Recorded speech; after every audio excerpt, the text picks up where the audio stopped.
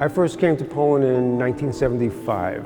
In June of 1975, I was a university student in the United States, and I was going to do a project for my senior essay, my senior project in photography. I eventually narrowed it down to come to Poland with a writer to work on what we can find on the remaining Jewish life and culture in Poland, whatever we could find. My name is Chuck Fishman. I'm a photographer, an American photographer.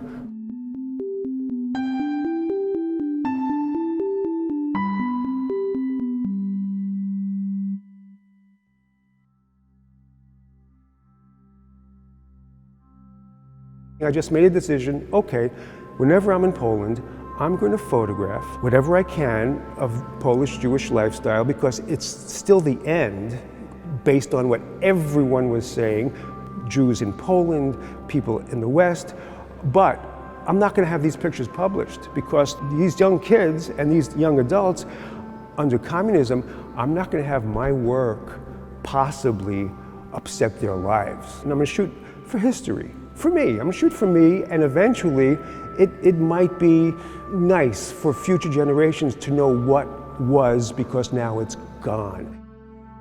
Memorized a few phrases of Polish, like Gdzie jest Bożnicy Żydowski, Gdzie jest Cmentarz Żydowski, and invariably the answers were nie ma. Usually you ask, let's say 20 people, 19 of those people will tell you nie ma. Ask the last, keep going, the 20th person will go, I did that 78, 79, 1980. I was in Poland photographing Lech Wałęsa, Solidarność. I spent time in Gdańsk.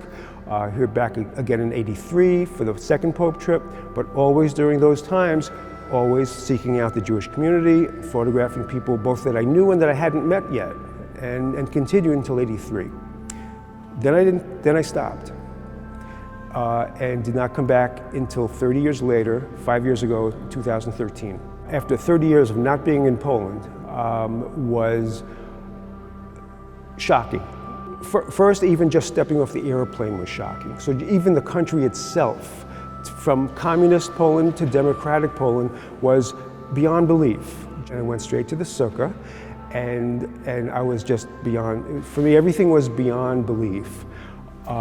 Because in 1983, and before that, everyone in this country, in any country, is like, it's the end of 1,000 years of Polish Jewish life. It's over after this, it's over.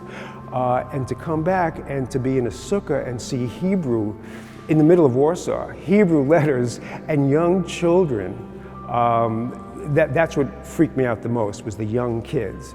I was just so stunned. These are people every Tuesday morning in the Gmina, or the Kahila building, where the Jewish community, official Jewish community and kosher kitchen in Krakow was. In their basement, they had what was considered kosher or kosher enough meat that could be sold, but not by money, sold with tickets to either members of the Jewish community or people who somehow got the tickets. And I don't really know how they got the tickets. For me, and for people who look at it, who lived in those times, I was told by other people living then, this is the face of communism. This is what it was like to live under communism. The faces, the attitude, the body language, all of it.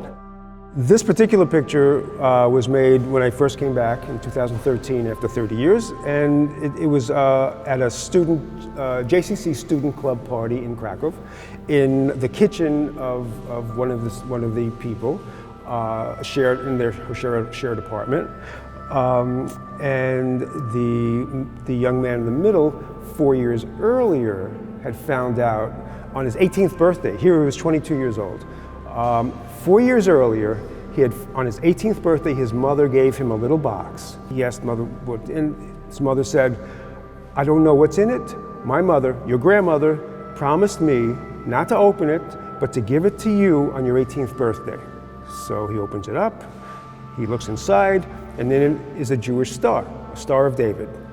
What does it mean Well, luckily, or not so luckily, because it was more than luck, because things had progressed, there was a JCC in Krakow, where he could go, and he can find out, and he can meet people his age who are discovering the exact same thing.